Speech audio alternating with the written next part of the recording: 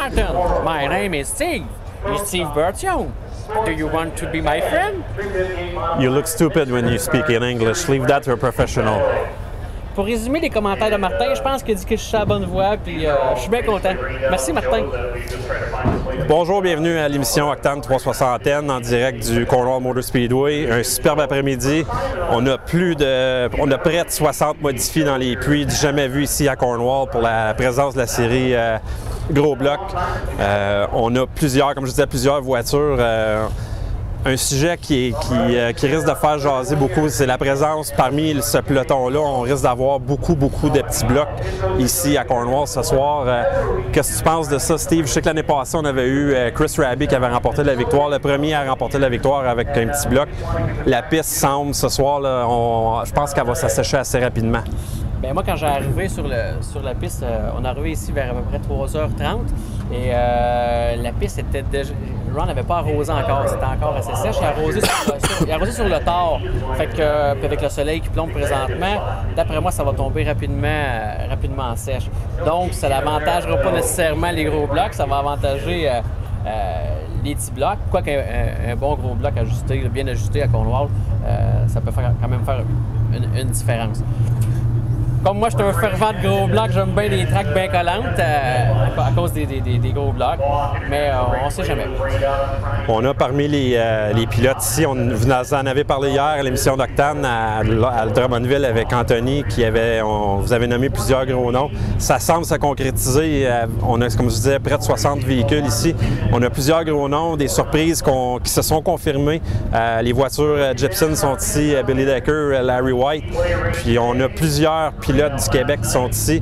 Pour revenir un petit peu à l'épisode Gros Bloc, Petit Bloc, je crois que la plupart de ces gars-là n'ont pas eu le temps, ils ont coursé à Drummondville hier. Je pense pas que ces gars-là vont avoir eu le temps de changer leur voiture. Je sais que Mario Claire m'avait confirmé la semaine dernière qu'il apportait son Gros Bloc. Eux sont chanceux, ils ont trois voitures, mais David Hébert hier, il vous l'a confirmé qu'il arrivait ici avec son Petit Bloc. Je pense que la course est quand même... Les gars, ils savent qu'elle est toujours au mois de juillet, mais les gars manquent de temps aussi dans la semaine.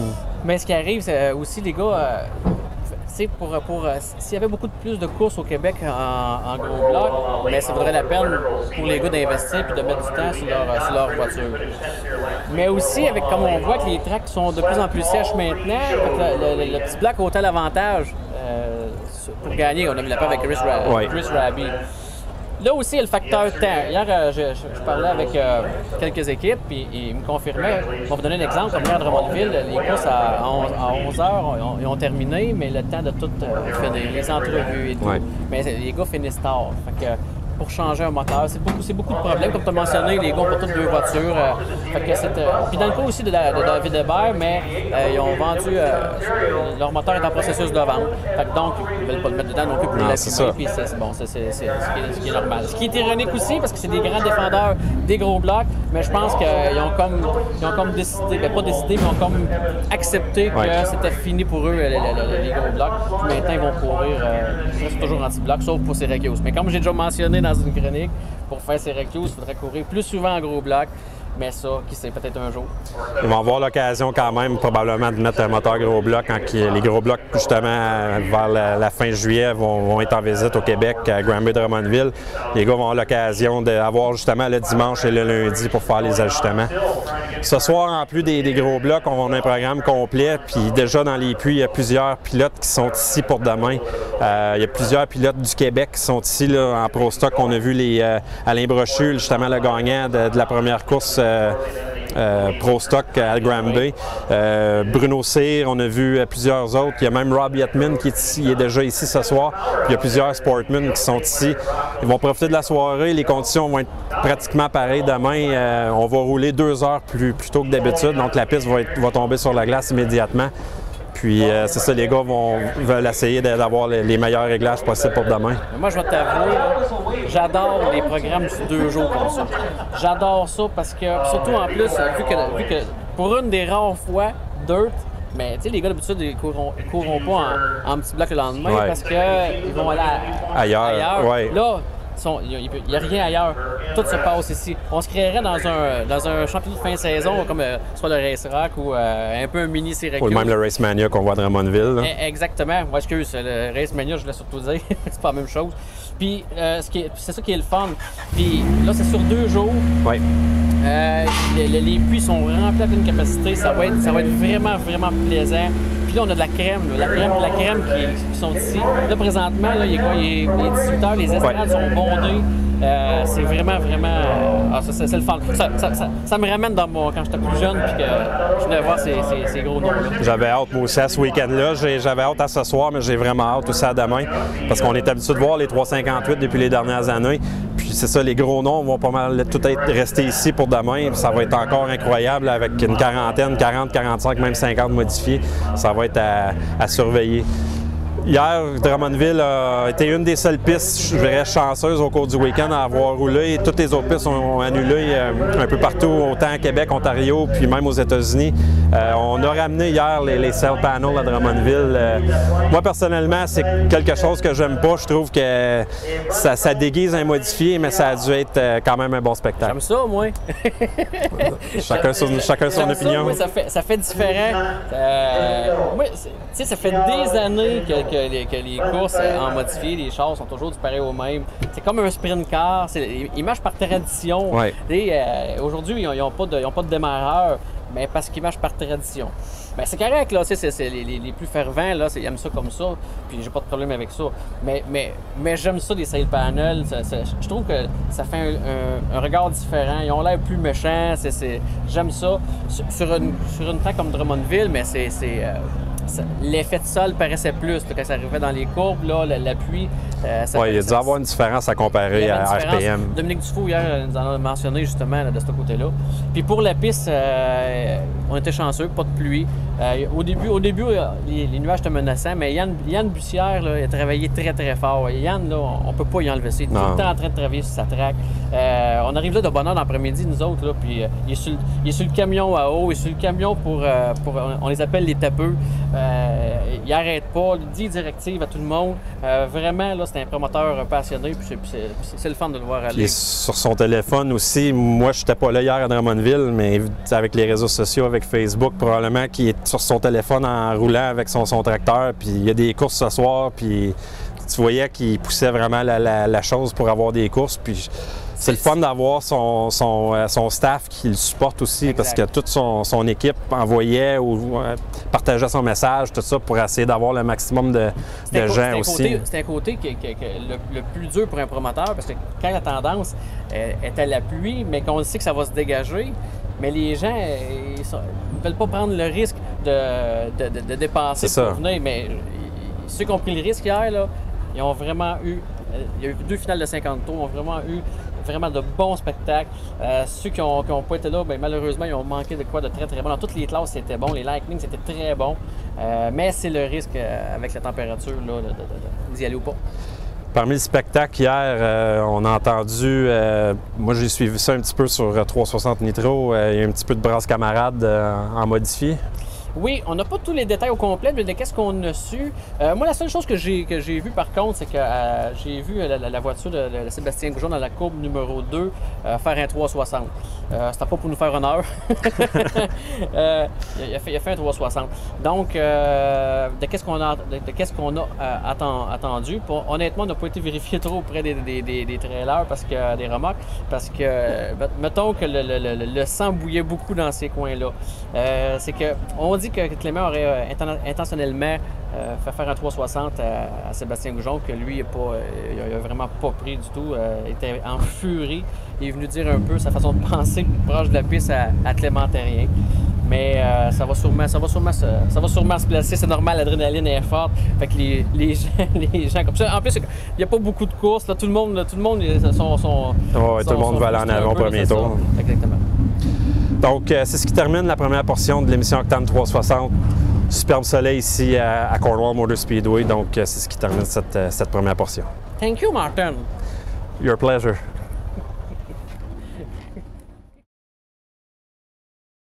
De retour pour une deuxième portion d'Octane 360 avec une portion d'actualité avec mon collègue Steve Briand. Steve, encore une semaine avec beaucoup de pluie.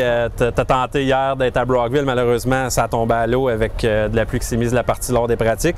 Mais tu as eu la chance de visiter le Capital City Speedway qui recevait pour la première fois les Sportsman Dirt mercredi dernier. Oui, exactement. J'étais curieux, Martin, parce qu'on avait annoncé ça la semaine dernière. Pas plus tard qu'une semaine d'avis seulement, 7 sportsmen se sont présentés à cette piste-là.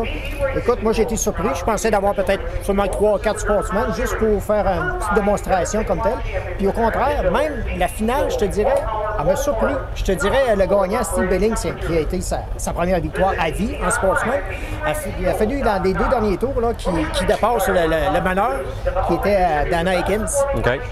Si tu compares, mettons, les autres pistes, moi, j'ai été à quelques reprises, il y a la late model qui se compare un petit peu à, je dirais peut-être à l'ACT au Québec. Si tu compares les deux classes, y a-t-il une grosse différence de vitesse? Est-ce que les sportmen dans les courbes, est-ce qu'ils étaient capables de bien manier les courbes ou on les voyait patiner un petit peu? Ou...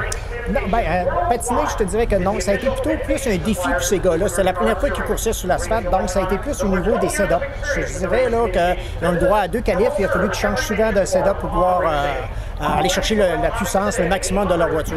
Est-ce qu'il y avait d'autres pilotes? Je sais que souvent, ces courses-là, il y en a qui se présentent avec leur voiture, mais il y a toujours quand même quelques pilotes curieux qui sont dans les puits juste pour voir un petit peu le setup de la piste. Tu crois-tu qu'il y a beaucoup d'intérêt pour les prochaines courses? Oui, je te dirais même Jessica Power était présente. Okay.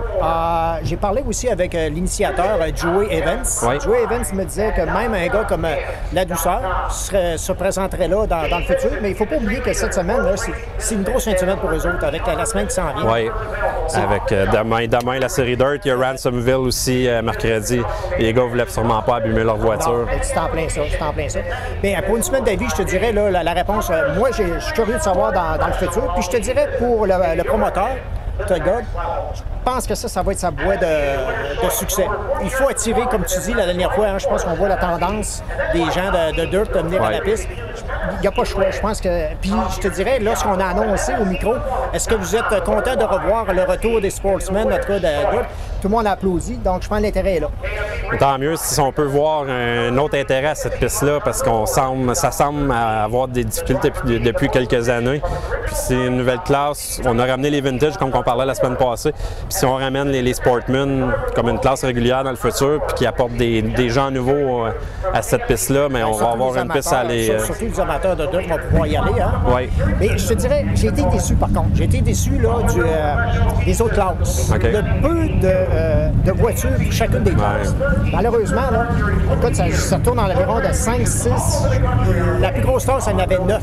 C'est pas assez pour une piste de course, mais on verra dans ce que l'avenir va réserver. Voilà. On va retourner sur la terre. Steve, sur la terre battue, il y a 2 Québécois qui font parler d'eux dans la série Empire Super Sprint, Steve Poirier puis Michael Parent, qui vont très bien en ce moment dans cette série-là.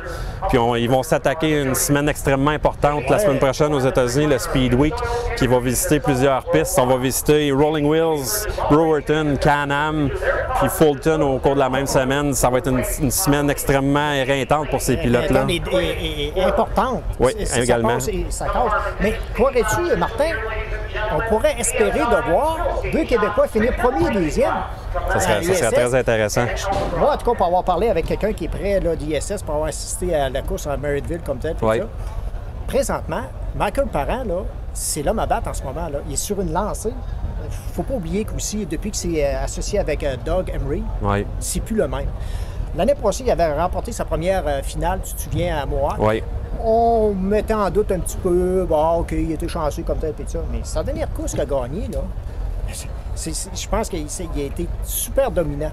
Michael, depuis qu'il a roulé en 410, oui, c'est vrai. Le fait qu'il a tombé avec un moteur 410, ça a changé sa manière de conduite. Je pense qu'il l'avait dit lui-même en entrevue. Depuis qu'il a roulé à 410 l'an passé, on dirait qu'il est tombé dans son siège avec son moteur 360, puis il est devenu un pilote complètement différent.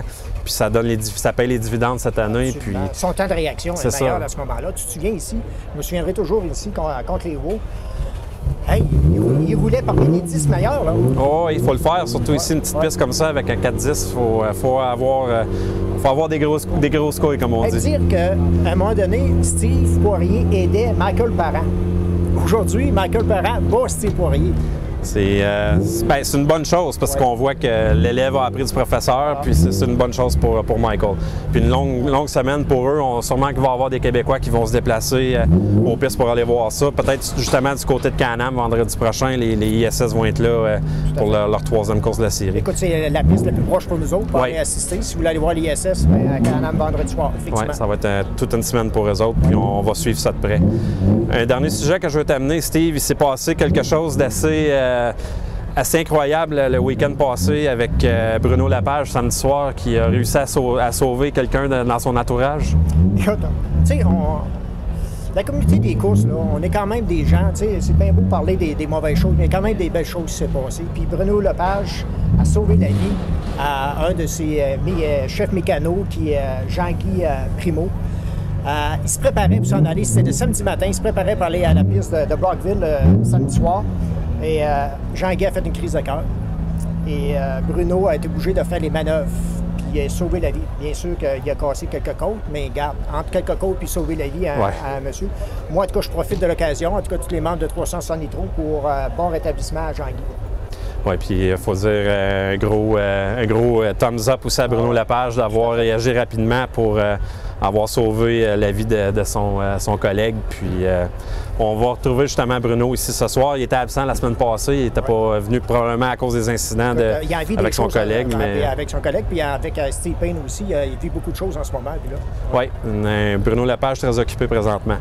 Donc, c'est ce qui complète cette portion d'Octane 360. On a une soirée très occupée ce soir ici à Cornwall. On va revenir plus tard avec les différentes entrevues que nous allons réaliser.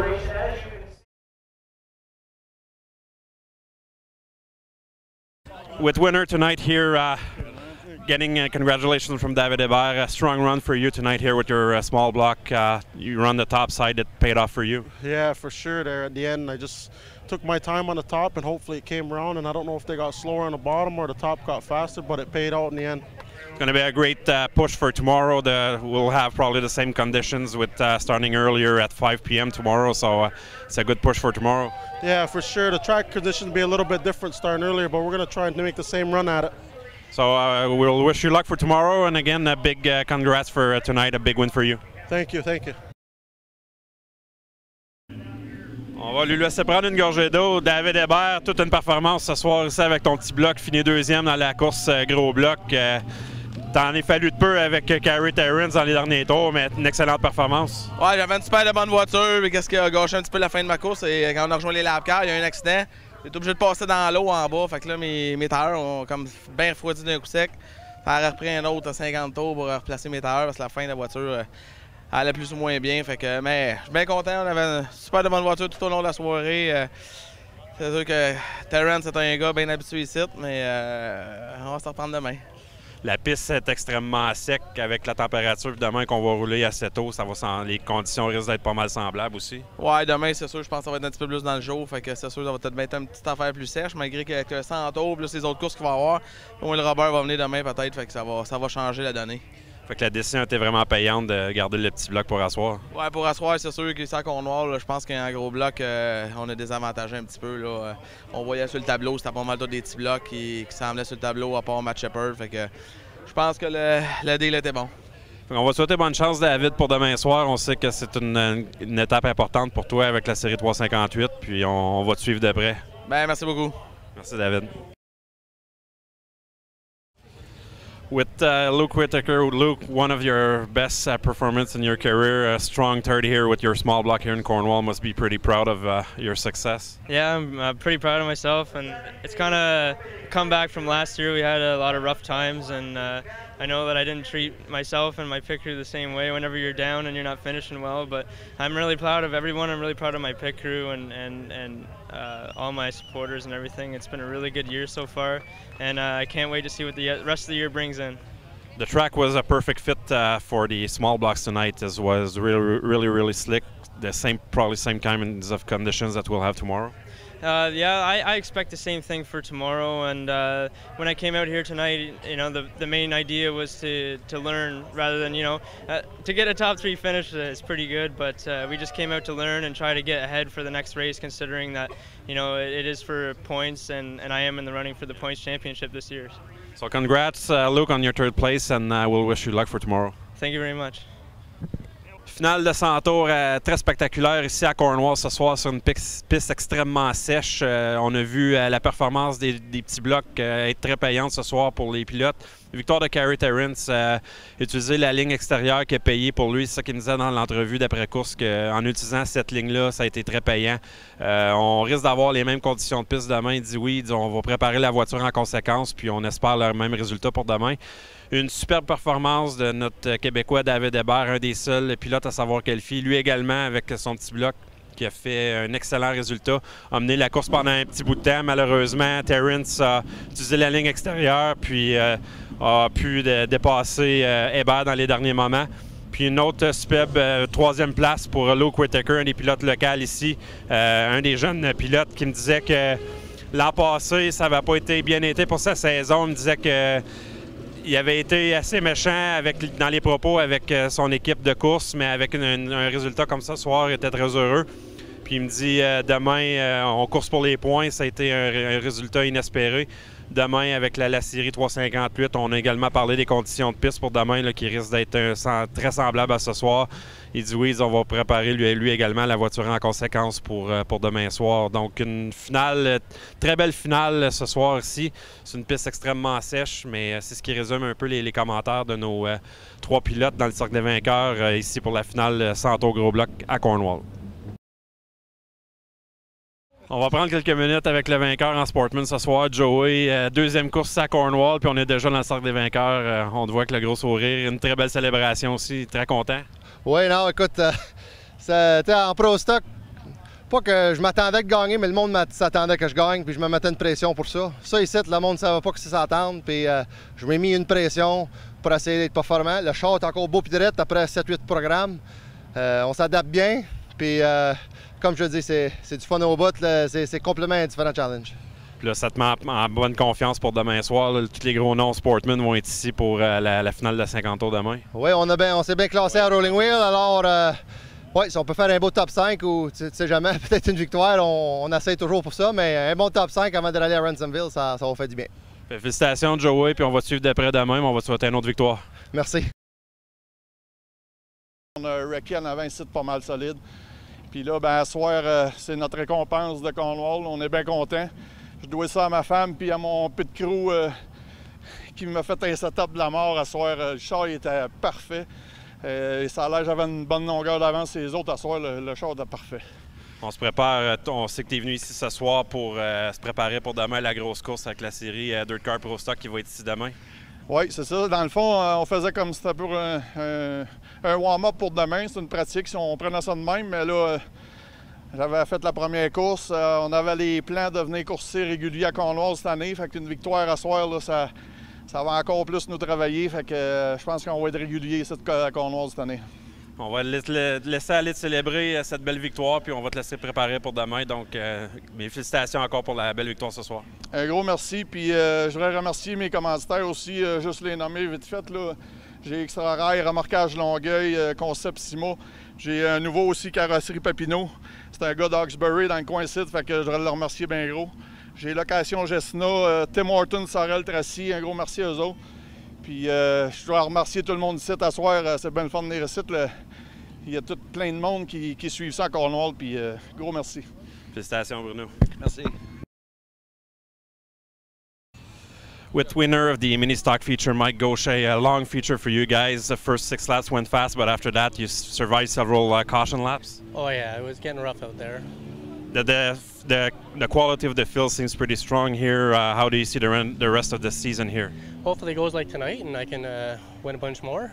So congrats on your win, Mike, and hopefully we'll see you again here in the winner's circle. I hope so. Thanks a lot. Thank you. Donc, pour résumer, ici, la finale de 12 tours en mini-stock ce soir ici au Cornwall Motor Speedway. Un Mike Gaucher a utilisé toute son expérience ce soir. Une première portion de la finale de 6 tours qui s'est déroulée très rapidement. Après ça, on a eu une succession de drapeaux jaunes.